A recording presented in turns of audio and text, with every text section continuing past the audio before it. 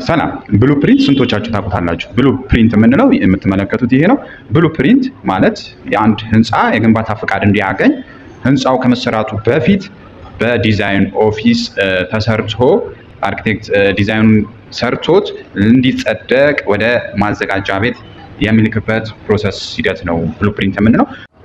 አንዱ ብሉፕሪንት የምንለው እዚህ አውቶካድ ላይ የሰራነውን ሶፍትዌር ፋይል ማለት ነው ወደ ወረቀት የምናወጣበት ቴክኒክ ነው። ብሉፕሪንት ስንል ለምሳሌ አሁን በዚህ ኮንትሮል ፒ ብንጫን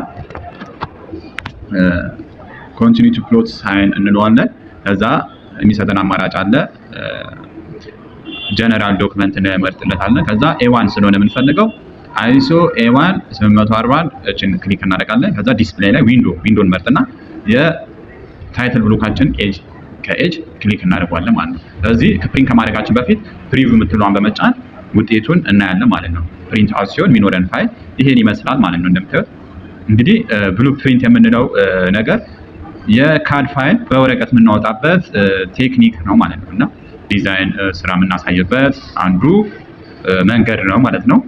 ብሉፕሪንት ወሳኝነቱ ለክሊያንትም ነው፣ ለእንደዚሁም ህጋዊነት ማረጋገጫ ሰነድም ነው። ምክንያቱም ብሉፕሪንት ሁሉ ጊዜ ሁለት የሚደረግ ሲሆን አንዱ እናንተ ጋር የሚቀመጥ ዶክመንት ሲሆን አንደኛው ደግሞ ማዘጋጃ ቤት እንዲቀመጥ የሚደረግ ዶክመንት ነው። እንግዲህ ብሉፕሪንት እንግዲህ በኤ1 ሳይዝ እና በኤ2 ሳይዝ አለ። ብዙውን ጊዜ ጂ0 የምንሰራ ከሆነ አሁን ይህ ፕሮጀክት ጂ0 ነው። ይህ ፕሮጀክት እንደምትመለከቱት ጂ0 ነው።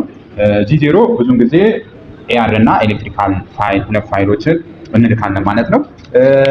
ከጂ+1 በላይ ሲሆን በዋናነት 4 ፋይሎች ይኖሩናል ማለት ነው። እነዚህም ኤአር፣ ኤሌክትሪካል፣ ሳኒታሪ እና ስትራክቸራል የሚባሉ 4 ዶክመንቶች እንይዛለን። ይሄን ስራው ሞዲፊኬሽን ነው። እንደምትመለከቱት ሞዲፊኬሽን የተደረገ ስራ ነው። ምክንያቱም ይሄኛው ዲዛይን የነባር ነው፣ እነዚህ ሁለቱ ዲዛይን ደግሞ አዲስ የሚገነቡ ስለሆነ የሞዲፊኬሽን ስራ ነው ማለት ነውና እዚህ ኤአር ፋይል ላይ ብዙ ጊዜ መገለጥ ያለበት ፍሎር ፕላን ይገለጣል። የቤቱ ገጽታ፣ የቤቶቹ የፈርኒቸር አቀማመጥ እንዳለ የፓርቲሽን ወል ሁሉ የሚገለጸው በዚህ ፍሎር ፕላን በምንለው ነው። እንደዚሁም ደግሞ የቪው ገጽታው ደግሞ ኢሊቬሽን ላይ ነው። ከውጭ ሲኖረው የሚታየው ገጽታ ፍሮንት ኢሊቬሽን፣ ራይት ኢሊቬሽን ላይ 4 ኢሊቬሽኖችን እንገልጻለን። እንደዚሁም ደግሞ በዋናነት 2 ሴክሽኖችን እንገልጻለን። ሴክሽን ቢቢ እና ሴክሽን ኤ ብለን ለይተናል። ይህም የፍሎር ፕላን ላይ ክሮስ ኤ ማለት ሴክሽን የምንለው ኤ ፍሎር ፕላን ሲቆረጥ በዚህ በኩል ሲቆረጥ ያለውና ኤ የሚለው ደግሞ ኤ ፍሎር ፕላን በዚህ በኩል ሲቆረጥ ያለው ገጽታ ማለት ነው። ሌላው ሳይት ፕላን ነው ያለው።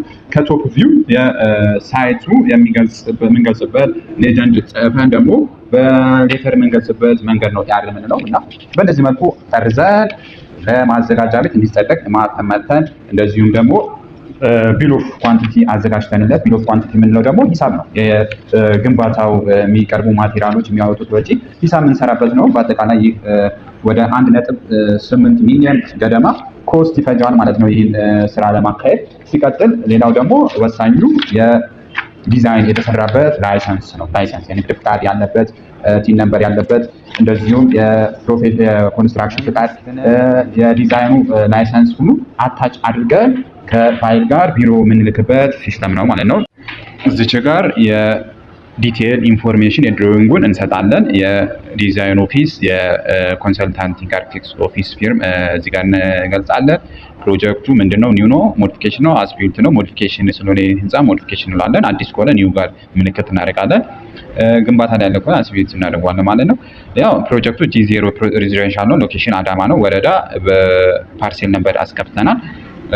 የኦነሯ ስም አየነች ጋቢዮ እንድሬ ትባላለች። የድሮዊንጉ ታይትሉ ኤአር ስለሆነ ፍሎር ፕላን፣ ሴክሽን፣ ኢሊቬሽን ኤንድ ሳይት ፕላን ይዞልናል ማለት ነው። ስኬል 150 እና 200 ተጠቅመናል ማለት ነው። ዲዛይን በእኔ ነው ያደረኩት ናሁም ታፈሰ። ከዛ ላይሰንስ ነምበሬን ካድም እኔው ስለሆንኩ ናሁም ታፈሰ። ከዛ ላይሰንስ ነምበሬ፣ ከዛ እዚህ ጋር ፊርማ የኔን ፊርማ ነው ማስገባው። ምክንያቱም ዲዛይኑ እኔ ስለሆነ የሰራሁት ፊርማዬን አሰፍራለሁ ማለት ነው። ፊርማዬን እዚች ጋር አሰፍራለሁ ማለት ነው። በዚህ መልኩ ፊርማዬን ሁለቱም ድሮዊንግ ላይ ፊርማዬን አሳርፋለሁ ማለት ነው። ምክንያቱም እኔ ፈቅጃለሁ ማለት ነው። ይሄ ፊርማ ከተደረገ እንዲጸደቅ ፈቅጃለሁ። ስለዚህ በስተመጨረሻ ይህን ስራ በእንደዚህ መልኩ እናጣጥፈዋለን። አጣጥፈ ነው እንደዚህ አጣጥፈ ነው ከዛ ቢል ኦፍ ኳንቲቲ እንደዚሁም ቢል ኦፍ ኳንቲቲ 2 አስጠርዘ እንደዚሁም ላይሰንስ ቫሊድ ፎር ኦንሊ ብለን የክላይንቱን ስም ጽፈን ይህ የምናደርግበት ምክንያት ማህተማችን በሌላ ሰው እንዳይወስድ ፎርጅድ እንዳይሰራ ከማሰብ ነው እንጂ ሌላ ምንም የዘለለ ነገር የለውም። ስለዚህ ቫሊድ ፎር ኦንሊ ብለን የኦነሯን ስም ጽፈን አንድ ላይ አያይዘ ነው ወደ ምን እንልኳለን ማለት ነው፣ ወደ ማዘጋጃ ቤት እንልኳለን ማለት ነው። ስለዚህ ይሄን የምናጣጥፍበት ሪዝን ደግሞ ያው ለአያያዝ ምቹ ቢሆን ነው። በካኪያችን እንድናስገባው ያው ካኪው ሳይዙ እንደምታዩት እንደዚህ አይነት ካኪ ውስጥ አድርገን ስለምናስገባው ለአያያዝ ለክሊያንት ምቹ እንዲሆን በማሰብ ነው ካኪ ውስጥ ያስገብተን ክሊያንት ሲመጣ እንሰጠዋለን ማለት ነው። እንግዲህ በጥቂቱም ቢሆን ብሉፕሪንት ትንሽ ገለጻ መረጃ ያገኛችሁ ይመስለኛል። እንግዲህ ብሉፕሪንት በአጭሩ ይሄን ይመስላል።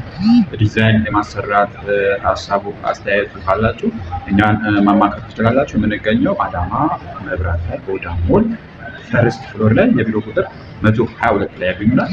ሰርቫይቭ ኮንሰልቲንግ አርክቴክትስ ኤንድ ኢንጂነርስ ወርክስ እንሰኛለን።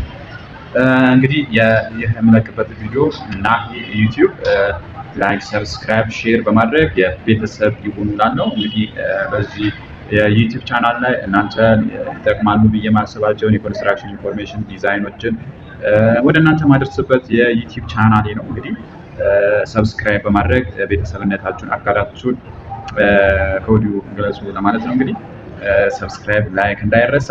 በሌላ ቪዲዮ በሌላ ኢንፎርሜሽን በሌላ መረጃ ደግሞ መልሼ የምመጣ ይሆናል። እስከዛው ድረስ ሰላማችሁ በያላችሁበት ይብዛላለሁ። ጉድባይ